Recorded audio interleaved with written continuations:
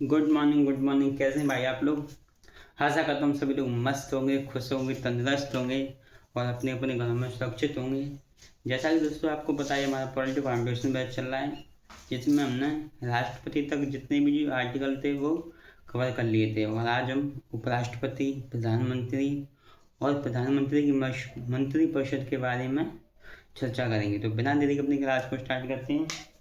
उपराष्ट्रपति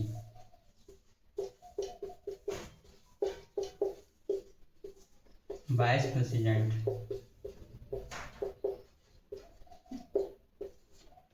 डीपीएसपी के बाद के जितने भी आर्टिकल आते हैं उनको हम आर्टिकल वाइज नहीं पढ़ते हैं, बल्कि हम इसको जो टॉपिक वाइज पढ़ते हैं। जैसे पहले राष्ट्रपति आता है, फिर उपराष्ट्रपति, फिर प्रधानमंत्री, मंत्रिपरिषद और महान न्यायवादी। इसी प्रकार जो विधायिका के जो कॉन्सेप्ट है, जिसमें हम अध्यक्ष, उपाध्यक्ष, सांसद, लोकसभा, राज्यसभा, विधानसभा, विधान परिषद के बारे में पढ़ेंगे।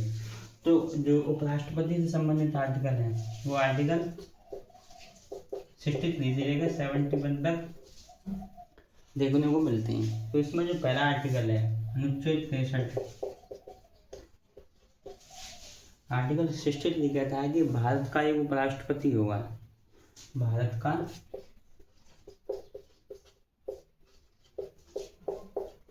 एक उपराष्ट्रपति होगा।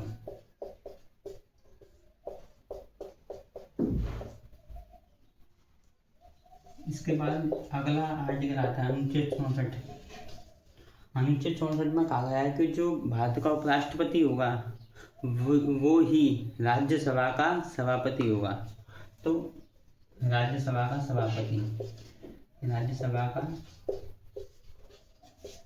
पदेन सभापति,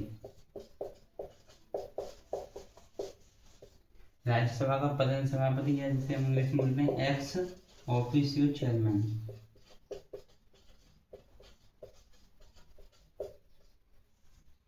इसके बाद आता है कि जो उपराष्ट्रपति है उसका निर्वाचन कैसे हो। क्या राष्ट्रपति की तरह ही उपराष्ट्रपति का निर्वाचन हो? तो जो पद्धति अपनाई जाती है उपराष्ट्रपति के चुनाव में वो राष्ट्रपति जैसी अपनाई जाती है, लेकिन उसमें कुछ चेंजेस भी हमें दिखाई पड़ते हैं। कौन कौन से चेंजेस होते हैं पहले आप इसको नोट करिए।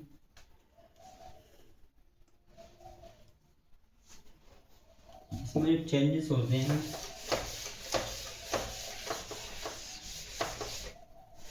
उपराष्ट्रपति का निर्वाचन,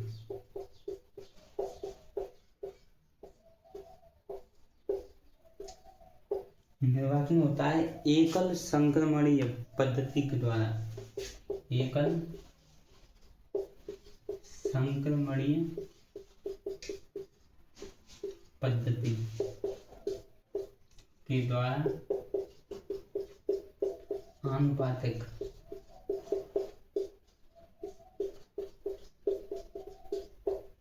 यानी कि जो उपराष्ट्रपति का निर्वाचन होता है वो राष्ट्रपति की जैसी होता है, लेकिन इसमें कुछ जो संस्थाएं वो भाग लेती हैं। जैसे कि इसमें राज्यसभा प्लस लोकसभा,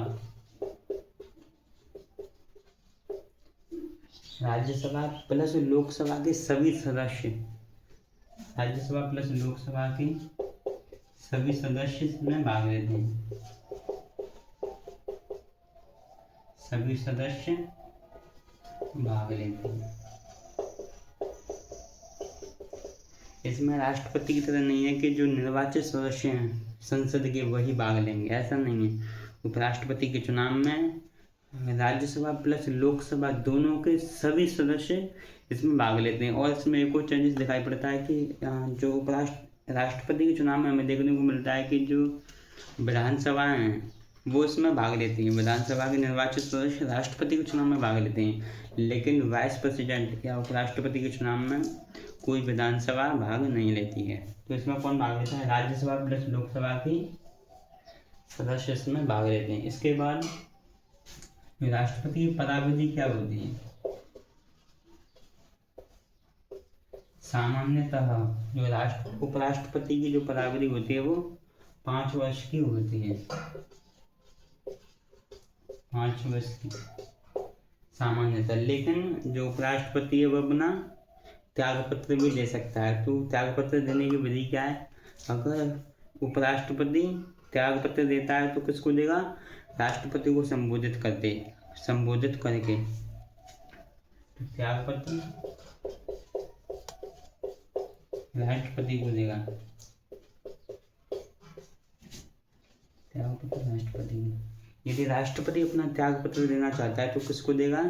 तो राष्ट्रपति अपना त्यागपत्र उपराष्ट्रपति को देगा। जैसे उसी प्रकार जैसे कि लोकसभा के अध्यक्ष उपाध्यक्ष हैं, तो अध्यक्ष वो किसको देगा? उपाध्यक्ष को। उपाध्यक्ष किसको देगा? अध्यक्ष को। इसी प्रकार इसके बाद आती है कि योग्यता क्या होगी? उपराष्ट्रपति बनने के लिए क्या क्या योग्यता हमें दिखानी होगी? इसमें उनके वो भारत का नागरिक हो, सिटीजन ऑफ इंडिया, भारत का नागरिक हो, 35 वर्ष की आयु पूरा कर चुका हो, 35 वर्ष की आयु पूरा कर चुका हो,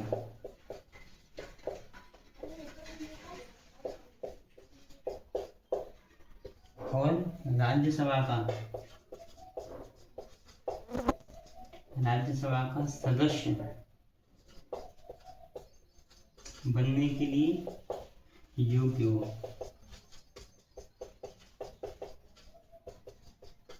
यानी कि जो उपराष्ट्रपति होगा वो राज्यसभा का सदस्य बनने के लिए योग्यता रखता हो, लेकिन सदस्य नहीं होना चाहिए। इसके बाद है, अगर उपराष्ट्रपति का पद खाली हो जाए तो उसको कितने समय में भरा जाना चाहिए? जैसे कि उपराष्ट्रपति ने अपना त्यागपत्र दे दिया तो उसका जो पद है वो तो खाली हो जाएगा, तो उसके पद को भरने के लिए कितना टाइम पीरियड दिया गया है? तो उसके लिए कहा गया कि शीघ्र ही,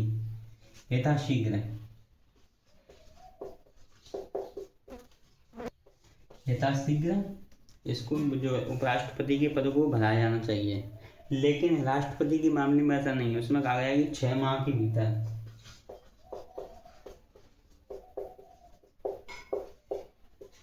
6 माह के भीतर जो राष्ट्रपति के पद को भरा जाना चाहिए। इसके बाद आती है राष्ट्रपति को हटाने की प्रक्रिया।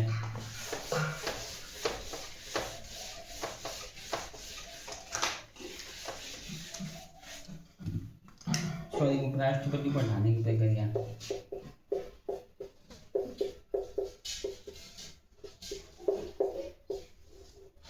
उपराष्ट्रपति को केवल राज्यसभा द्वारा प्रस्ताव द्वारा हटाया जा सकता है। यानी कि उपराष्ट्रपति को हटाने का प्रस्ताव केवल राज्यसभा में ही शुरू किया जा सकता है। तो हटाने की प्रक्रिया केवल राज्यसभा में।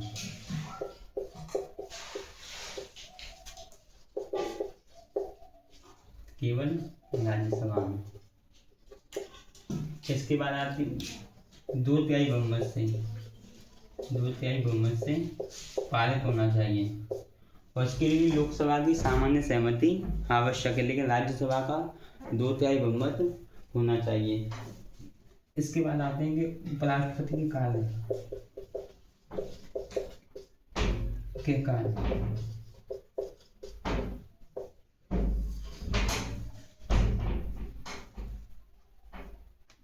उपराष्ट्रपति के क्या क्या कार्य होना चाहिए? जैसे कि लोकसभा के अध्यक्ष के, या जिसे हम स्पीकर भी बोलते हैं, उसके क्या कार्य होते हैं, उसी प्रकार जो उपसभापति के वही कार्य होते हैं। तो उपराष्ट्रपति का कार्य है कि सदन का संचालन करना,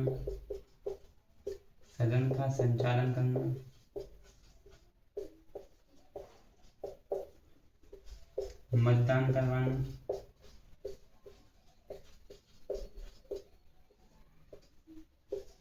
और बराबरी की स्थिति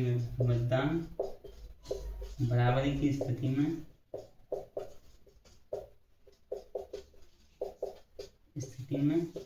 निर्णायक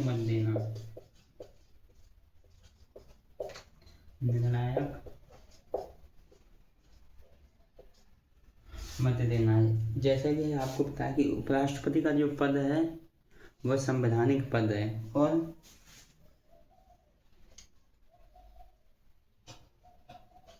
जो उपराष्ट्रपति है वो राज्यसभा का सदस्य नहीं होता है, इसलिए उसको जो पहला मत देने का अधिकार नहीं होता है। यानी कि उपराष्ट्रपति, जैसे कि राज्यसभा में 2 पार्टी हैं, उनके जो मत है वो बराबर हो जाए तो निर्णायक मत कौन देता है?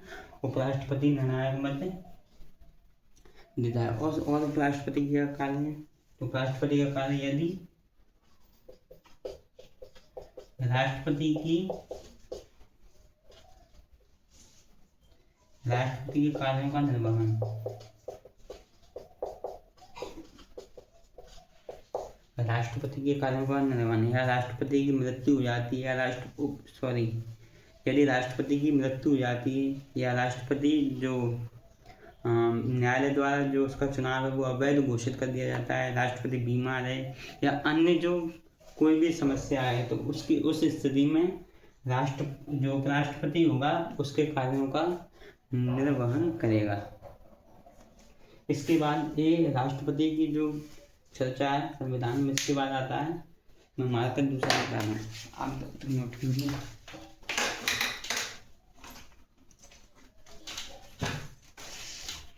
इसके बाद प्रधानमंत्री,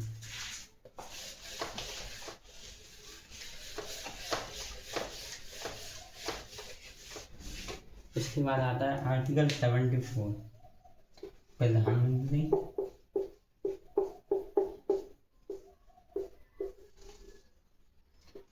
आर्टिकल 74 के सब क्लॉज 1 में कहा गया है कि राष्ट्रपति को सलाह एवं सहायता देने के लिए मंत्री परिषद होगी।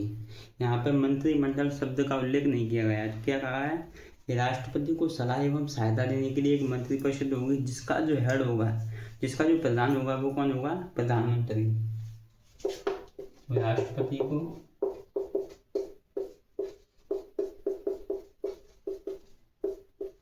सलाह देने के लिए मंत्री परिषद होगी, जिसका प्रधान प्रधानमंत्री होगा।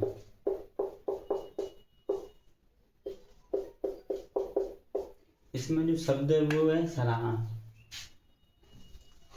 क्या राष्ट्रपति को प्रधानमंत्री द्वारा दी गई सलाह पर ही कार्य करना चाहिए? तो 42वें संविधान संशोधन द्वारा इंदिरा गांधी की सरकार ने यह कहा गया है कि जो राष्ट्रपति होगा वो प्रधानमंत्री की ही सलाह पर कार्य करेगा। लेकिन जब जनता पार्टी की सरकार आई, उन्होंने 44वें संविधान संशोधन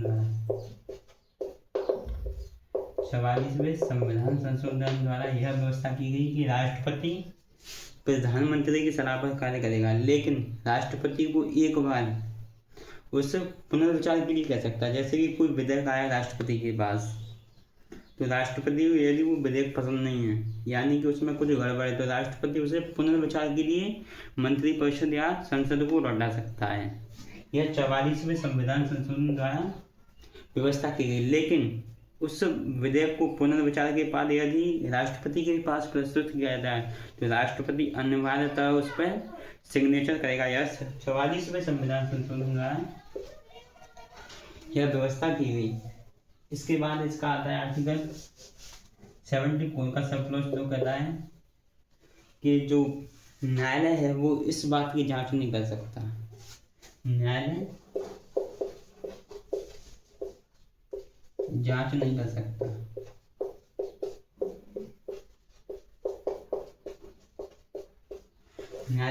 कर सकता किस बात की न्यायालय जांच नहीं कर सकता? न्यायालय जांच नहीं कर सकता कि प्रधानमंत्री ने राष्ट्रपति को क्या सलाह दी है। तो आर्टिकल 74 के सब क्लॉज में स्पष्टतः यह कहा गया है कि जो सुप्रीम कोर्ट है, हाई कोर्ट है, वह राष्ट्रपति से यह नहीं पूछ सकता कि प्रधानमंत्री ने उसको क्या सलाह दी, यह एकदम गुप्त रहेगा। इसके बाद आर्टिकल आता है, पहले आप इसको नोट करें,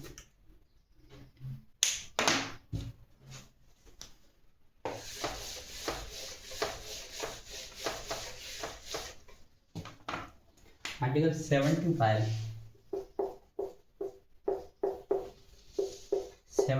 के सब क्लॉज 2 में कहा गया है कि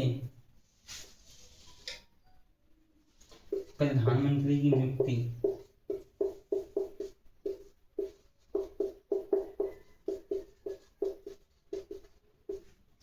राष्ट्रपति करेगा।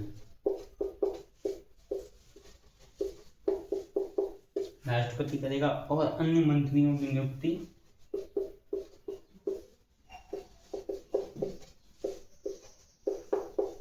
अन्य मंत्रियों की नियुक्ति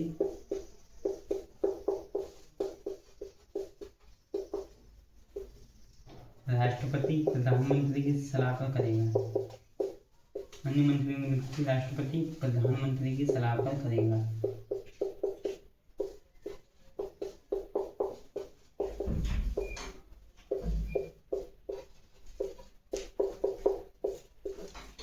राष्ट्रपति इस बात पर बिल्कुल मनमानी नहीं कर सकता कि वह किसी भी सदस्य को प्रधानमंत्री बना दिए। राष्ट्रपति लोकसभा में जो बहुमत दल का नेता होगा उसको राष्ट्रपति प्रधानमंत्री घोषित कर देगा। तो प्रधानमंत्री की नियुक्ति कौन करता है? और ये सवाल बहुत बार जो एग्जाम उस पर पूछा गया कि प्रधानमंत्री क्या होती है, तो प्रधानमंत्री चयनित होता है, प्रधानमंत्री मनोनीत होता है, या प्रधानमंत्री नियुक्त होता है, और इनमें से कोई नहीं। तो इसमें क्या है? प्रधानमंत्री नियुक्त होता है। प्रधानमंत्री क्या होती है? अपॉइंटमेंट।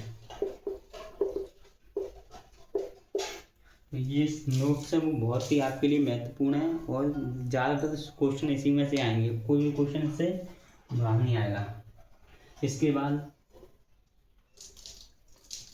प्रधानमंत्री की नियुक्ति राष्ट्रपति करेगा और अन्य जो मंत्री होंगे यानी कि गृह मंत्री है, रेल मंत्री है, परिवहन मंत्री है, वित्त मंत्री है, उन सब की नियुक्ति राष्ट्रपति करेगा। लेकिन राष्ट्रपति किसी भी संसद सदस्य को जो है मंत्री नहीं बना सकता, वह प्रधानमंत्री की सलाह पर। यानी प्रधानमंत्री जितने भी सदस्यों की लिस्ट राष्ट्रपति को देगा उतने ही प्रधानमंत्री या उसी व्यक्ति को जो राष्ट्रपति मंत्री नियुक्त करेगा। इसके बाद आता है सब क्लॉज 2, मंत्री राष्ट्रपति प्रसाद पर्यंत तक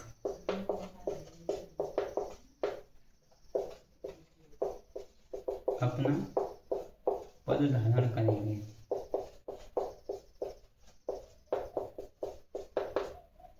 मंत्री होंगे वो राष्ट्रपति के प्रसाद पर्यंत तक अपना पद धारण करेंगे, लेकिन इस पर भी एक रेस्ट्रिक्शन है। राष्ट्रपति किसी भी मंत्री को हटा नहीं सकता। वह किसकी सलाह पर?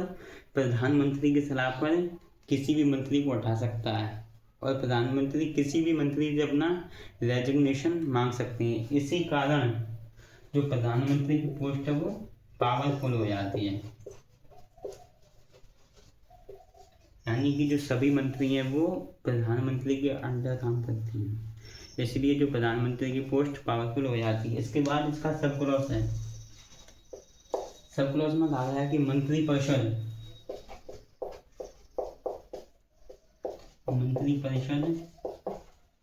लोकसभा के प्रति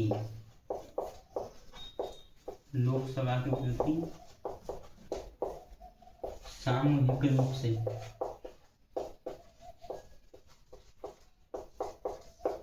रूप से उत्तरदायी होगी। इसमें कहा गया है कि जो मंत्री परिषद होगी वो लोकसभा के प्रति सामूहिक रूप से उत्तरदायी होगी, यानी कि मंत्री चाहे राज्यसभा का हो चाहे लोकसभा का हो, वह सामूहिक रूप से किसके प्रति उत्तरदायी होगा? लोकसभा के प्रति। यह संविधान में स्पष्टता लिखा गया है। तो यह बहुत ही महत्वपूर्ण हो जाता है कि अगर राज्यसभा का कोई मंत्री है, वह है तो राज्यसभा का सदस्य, लेकिन वह किसके प्रति उत्तरदायी है? लोकसभा के प्रति। पहले आप इसको नोट करिए। इसके बाद आती है कि मंत्रिपरिषद जो मंत्री बनने के लिए क्या योग्यता होगी।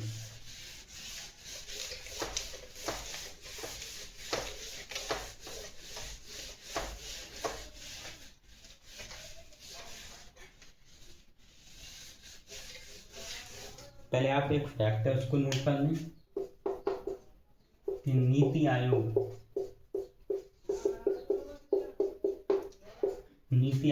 राष्ट्रीय एकता परिषद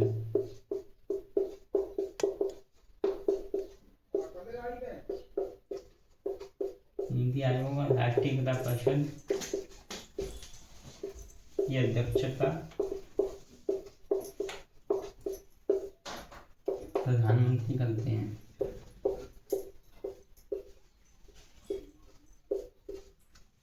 ये बहुत इंपॉर्टेंट फैक्ट है और पूछा गया एग्जाम में बहुत बार।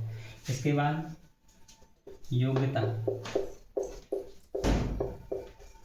क्या मंत्री बनने के लिए कोई अन्य योग्यता दी गई है? तो ऐसा नहीं है। जो व्यक्ति संसद होगा, जो सांसद होगा, वह मंत्री बन सकता है। तो किसी भी सदन का सदस्य हो, किसी भी सदन का सदस्य हो, किसी भी सदन का सदस्य हो, चाहे वो लोकसभा का हो चाहे राज्यसभा का। क्या ऐसा नहीं हो सकता कि कोई मंत्री बिना संसद सदस्य हुए मंत्री बन सकता है? तो ऐसा हो सकता है। तो 6 माह तक बिना संसद सदस्य हुए मंत्री बन सकता है।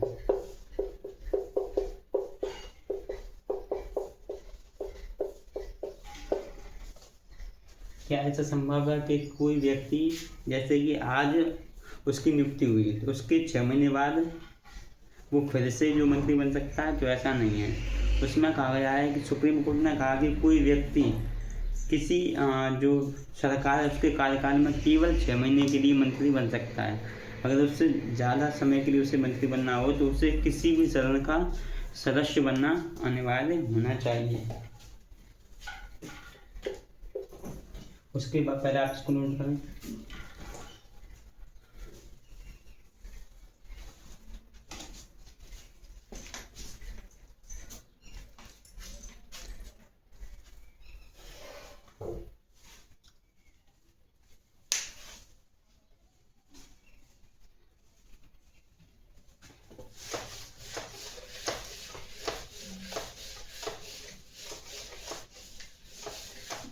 अब अगला क्वेश्चन उठता है कि जो मंत्री हैं, क्या सब, जैसे कि अब बीजेपी की सरकार है, क्या बीजेपी की सरकार सभी व्यक्तियों को मंत्री बना सकती है? तो ऐसा नहीं है। संविधान में यह व्यवस्था नहीं गई कि कितने मंत्री होंगे, लेकिन 93 संविधान संशोधन द्वारा 93 संविधान संशोधन द्वारा लोकसभा और राज्यसभा में यह व्यवस्था की गई कि अधिकतम प्रधानमंत्री को मिलाकर प्लस मंत्री को मिलाकर, मंत्री परिषद को मिलाकर कुल 83 मंत्री हो सकते हैं, मंत्री हो सकते हैं। यानी कि लोकसभा का 15%, लोकसभा का 15%, उसी प्रकार विधानसभा का 15%। विधानसभा में यह जो प्रबंध है वो किया गया है कि कम से कम आपके जो 40 जो मेंबर हैं, 12 मेंबर, 12 सदस्य हैं, वो कम से कम मंत्री होंगे। यानी कि किसी विधानसभा की जो संख्या है वो 60 है, तो उसमें कम से कम 12 मंत्री होंगे ही होंगे। इसके बाद आते हैं मंत्रियों के प्रकार। एक और जो शब्द है मंत्रिमंडल।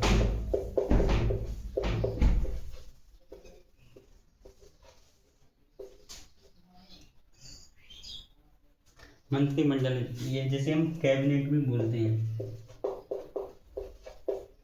जो मंत्रिमंडल शब्द है वो मूल संविधान में नहीं था। तो मंत्रिमंडल शब्द मूल संविधान में नहीं था, मूल संविधान में नहीं था, मूल संविधान में नहीं था। और इसे कब जोड़ा गया? 44वें संविधान संशोधन में।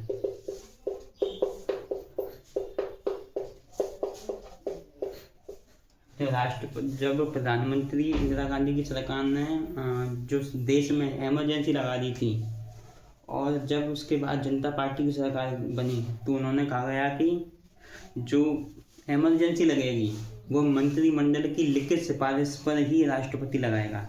यह शब्द 44वें संविधान संशोधन द्वारा जोड़ा गया है। उससे पहले जो गवर्नमेंट थी वो मतलब बिना लिखित सिफारिश के जो आपातकाल लगवा सकती थी।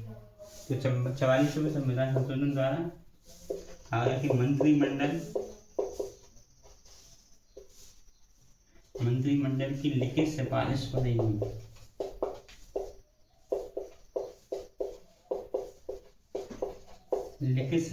पर ही राष्ट्रपति आपातकाल लगाएगा, राष्ट्रीय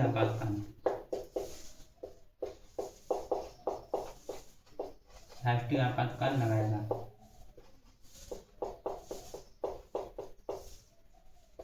बहुत ही बेसिक से और बहुत ही डीपली आपके जो शॉर्ट नोट्स हैं वो बनवाए जा रहे हैं। बहुत ही डीपली है, इतना डीपली है वो ज़्यादातर कोई नहीं पढ़ाते, मतलब ऊपर के जितने भी टॉपिक्स हैं उनको टीचर पढ़ाते हैं, लेकिन यह बहुत ही डीपली पढ़ाया जाता है। यानी कि जो पीसीएस का पेपर भी आप इससे आसानी से दे सकते हैं। इसको आप नोट करिए।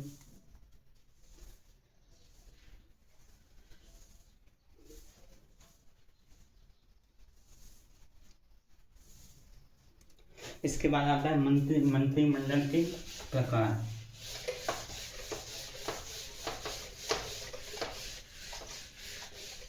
जैसा कि आपको पता है कि भारत का संविधान विश्व का सबसे बड़ा लिखित संविधान है, इसलिए और जो संविधान सभा के जो सदस्य थे वो चाहते थे कि जितने भी जो आयोग है उनकी नियुक्ति और उनसे संबंधित शक्तियाँ उसी में डिवाइड कर दिया जाए। लेकिन कुछ शब्द हैं जिसको संविधान परिभाषित नहीं करता है, कुछ क्या सभी ऐसे शब्द हैं जिनको जो संविधान है वो परिभाषित नहीं करता है। जैसे कि मंत्रियों के प्रकार,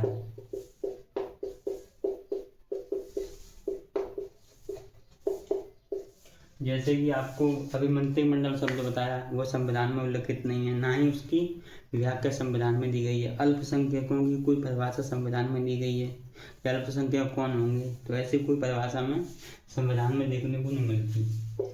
अब आता है मंत्रियों के प्रकार। मंत्री आमतौर पर यह भी संविधान में उल्लिखित नहीं है कि संविधान में यह दिया गया होगा मंत्रिमंडल मंत्री होंगे 3 प्रकार के होंगे। पहले कैबिनेट मंत्री, दूसरे होंगे स्वतंत्र प्रभार वाले राज्य मंत्री, उसके बाद आएंगे उप मंत्री। ऐसा नहीं है। बेसिक तौर पर हम इसको 3 भागों में बांटते हैं। पहले आता है कैबिनेट मंत्री,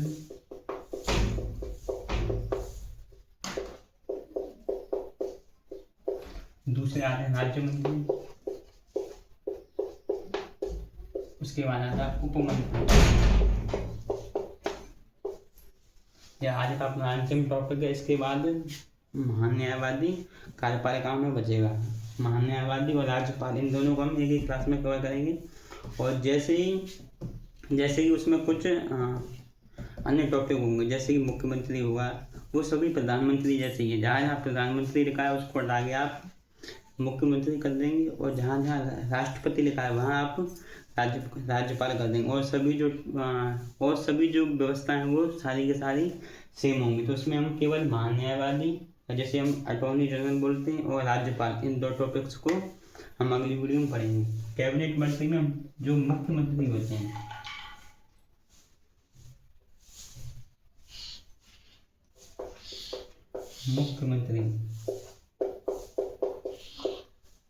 इसको मैंने दूर स्पेस देकर लिखा है क्योंकि इसमें चीफ मिनिस्टर शामिल नहीं होते हैं। यानी कि जो प्रधानमंत्री के जो मुख्यमंत्री होते हैं, इसका मतलब चीफ मिनिस्टर नहीं है।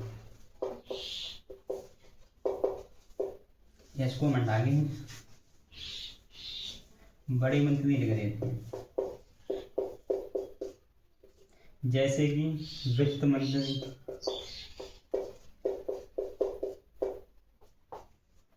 गृह मंत्री, परिवहन मंत्री, विदेश मंत्री,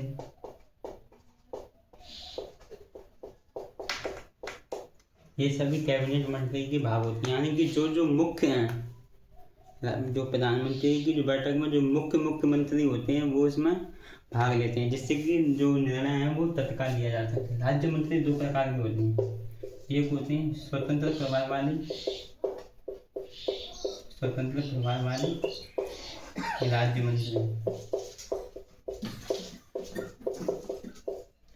राज्य मंत्री वो नहीं है कि जैसे कि स्टेट के मंत्री होते हैं, ऐसा नहीं है।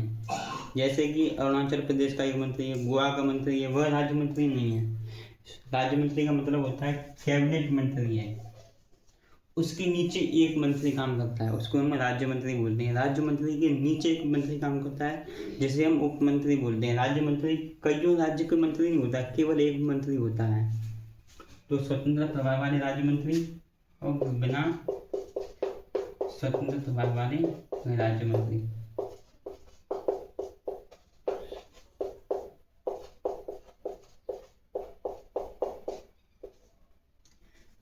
स्वतंत्र प्रभार वाले राज्य मंत्री का मतलब होता है कि ऐसे मंत्री जिनको एक